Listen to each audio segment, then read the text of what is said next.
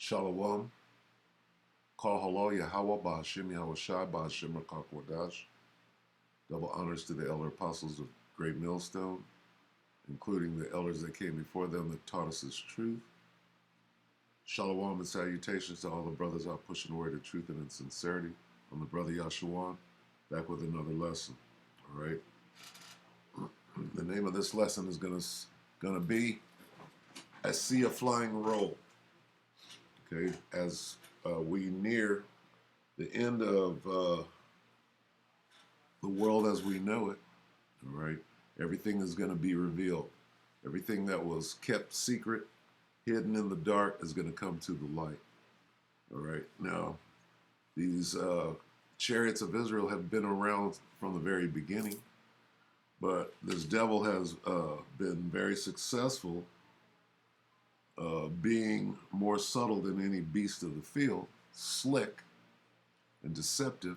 All right, he's been able to explain it away and hide it in plain sight.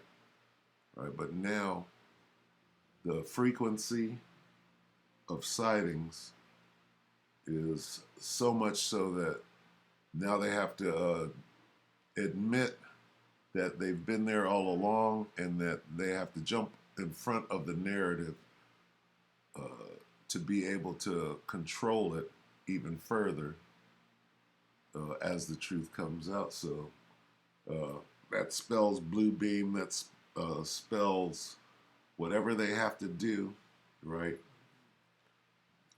to prevent the truth being, that's the Most High, His Son, the angels, and they're coming after, the thief.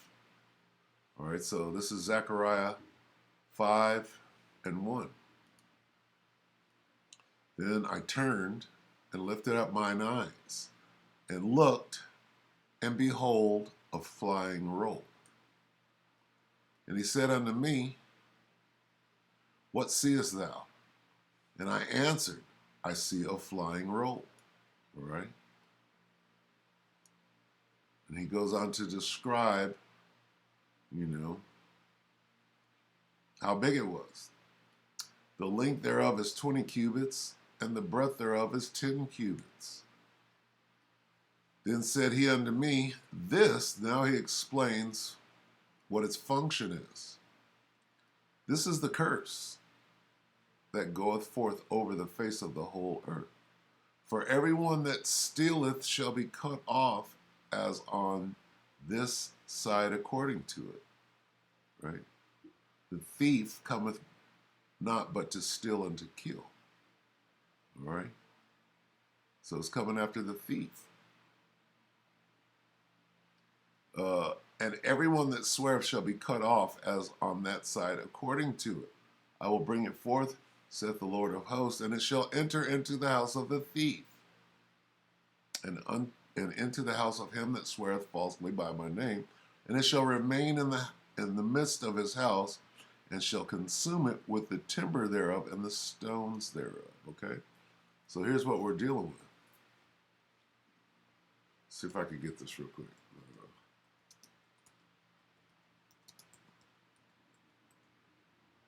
Right, who's the thief?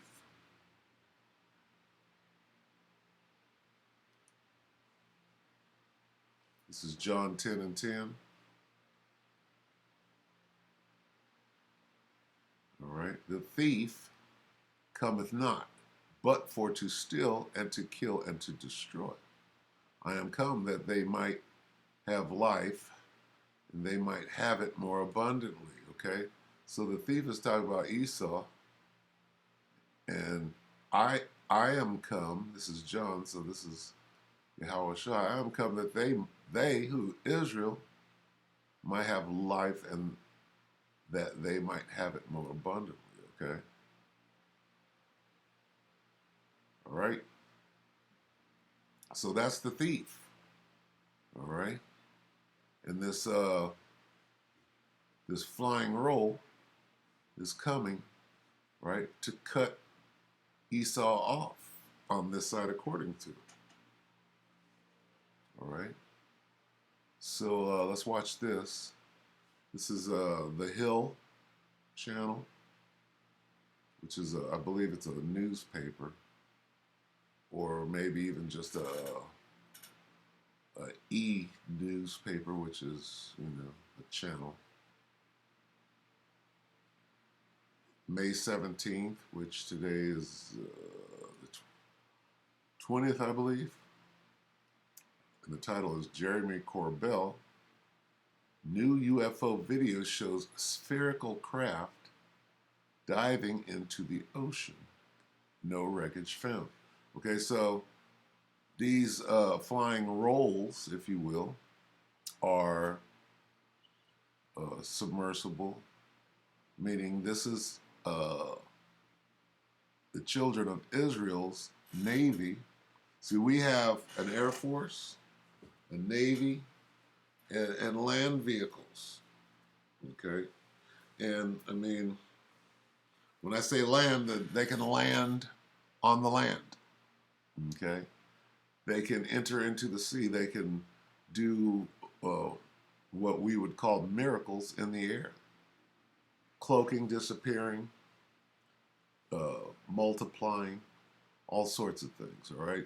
So let's listen to what Jeremy has to say in this interview, all right? And then we'll just try to cut it short, keep it short, and, what have you. All right, here we go. In July of 2019, the U.S. Navy filmed and photographed a spherical-shaped UFO and transmedium vehicle in the Combat Information Center of the USS Omaha.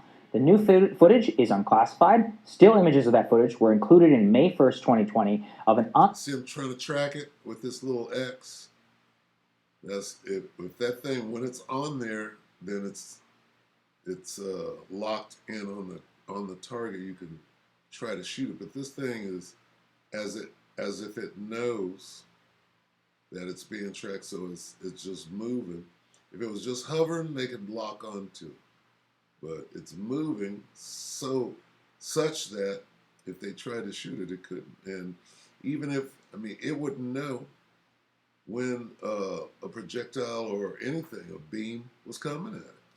Identified Aerial Phenomena Task Force intelligence briefing, as seen there on 60 Minutes and released by Jeremy Corbell. So no wreckage was found and no craft were recovered. Investigative filmmaker Jeremy Corbell himself, he joins us now to discuss that footage. Jeremy, let's lay out exactly what this footage entails and some of the questions that arise around the behavior of the vehicle that was seen there on that radar. Yeah, so what we're seeing is a true UFO. And in fact, what's so interesting about this footage is it has now been confirmed by the Pentagon that it is actual Navy filmed footage. So you're seeing a true UFO. No, not a true UFO.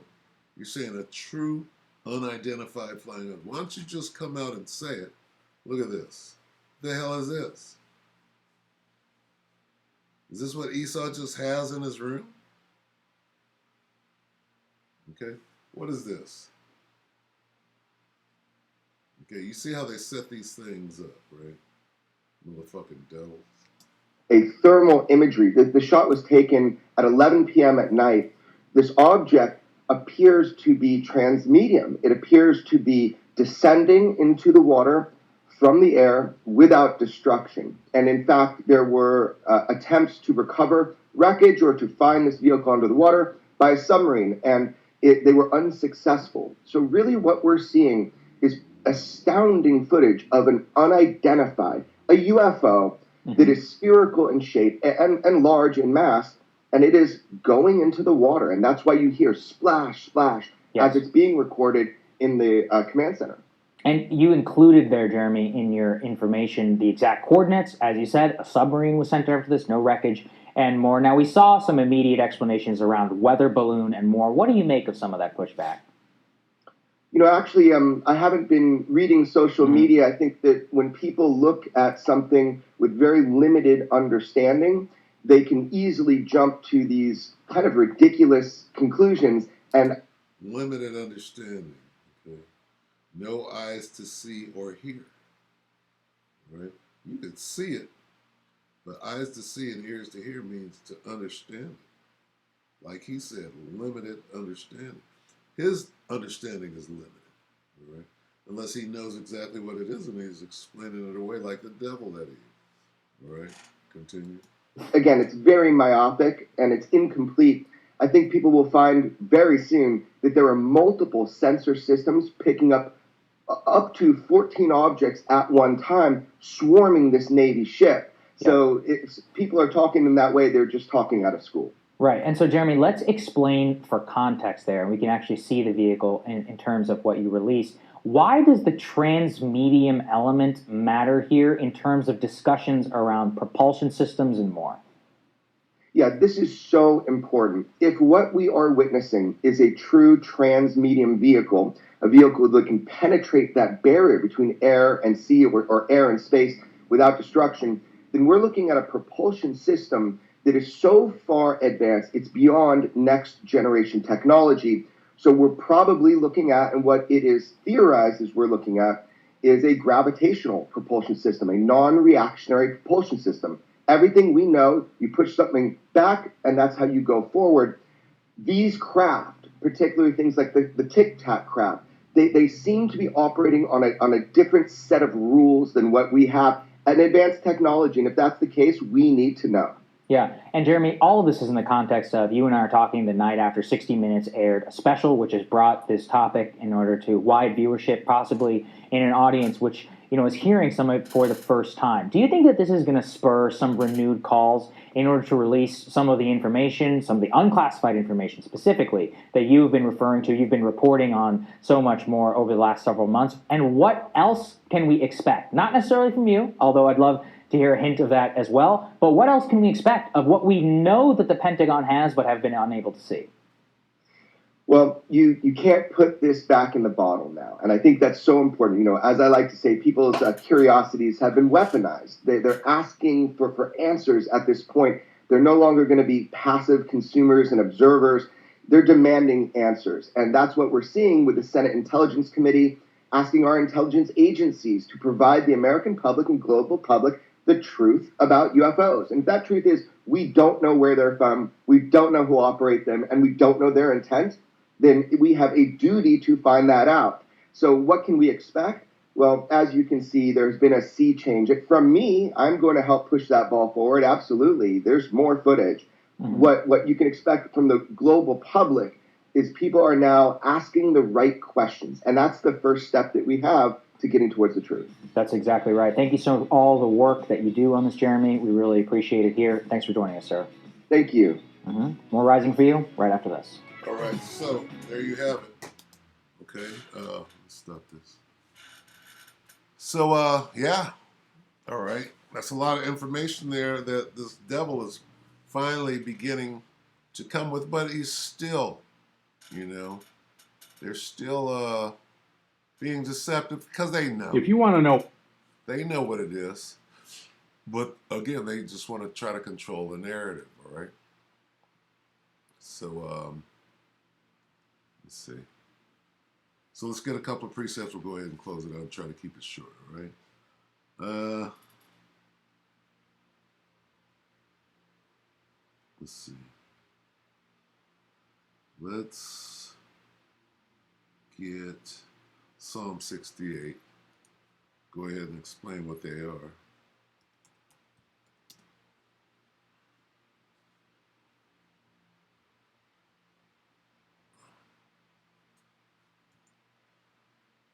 Psalm 68, and let's go to 10. All right. I got that right? 68, 17, Salakia. Psalm 68, 17, the chariots of the Most High are 20,000, even thousands of angels. The Lord is among them, as in Sinai, in the holy place. All right. Well, that's what was going on during the Exodus, is there was a chariot, conducting all sorts of activities. Protection. Manna was coming down. All right. So, the chariots of the Most High is what they are. All right, what is the name? Let's get the name.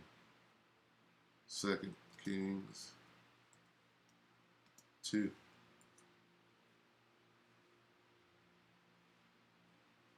And it came to pass, 2 Kings 2 and 11. It came to pass as they still went on and talked that, behold, there appeared a chariot of fire and the horses of fire, and parted them both asunder. And Elijah went up by a whirlwind into heaven. And Elisha saw it, and he cried, here's the name of them. My father, the chariot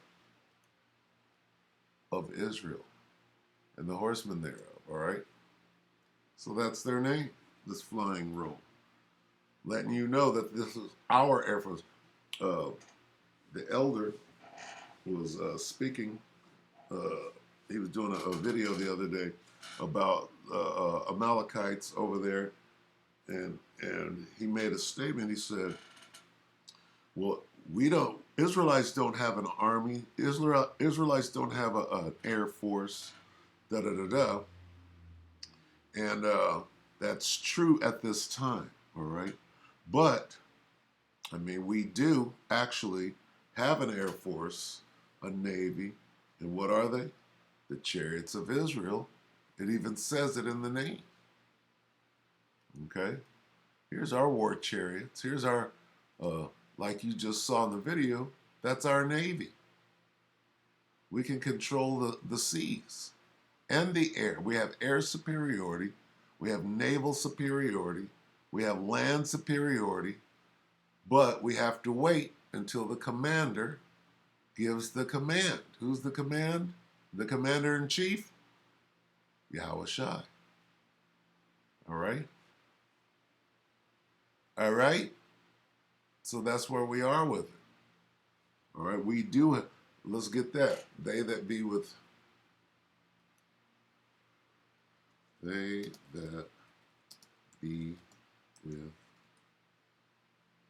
us.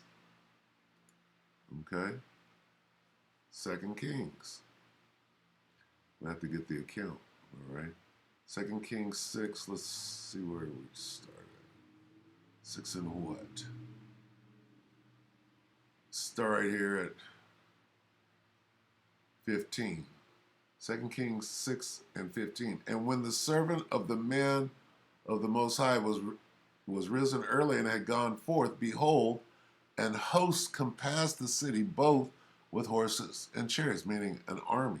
An army compassed the city both with horses and chariots. And his servant said unto him, Alas, my master, how shall we do? He said, well, what are we going to do against that great army right there? And here's what his master said. And he answered, Fear not, for they that be with us, meaning our army, are more than they that be with them. Their army, their host. Okay? And Elisha prayed and said, Lord, I pray thee, open his eyes that he may see. And the Lord opened the eyes of the young man, and he saw, and behold, the mountain was full of horses and chariots of fire round about Elisha. Understand? So we do have armed forces, okay, that are with us. They're just cloaked. Hey, the angel of the Lord encampeth around, is right there at the camp with us. You can't see it, but they're guarding. They're holding post. All right?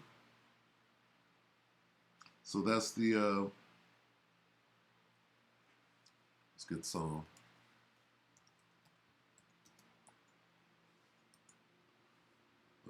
That's the name of them. All right? The Psalm 104 and 1, Bless the Lord, O my soul. O Lord, my power, thou art very great. Thou art clothed with honor and majesty, who covers thyself with light as with a garment, who stretches out the heavens like a curtain, who layeth the beams of his chambers in the waters, who maketh the clouds his chariot. Want to make a bet that this means that they can go under the water too? I'm going to investigate that. Who maketh the clouds his chariot, who walketh upon the wings of the wind. All right, who maketh his angels spirits, his ministers of flaming fire. All right?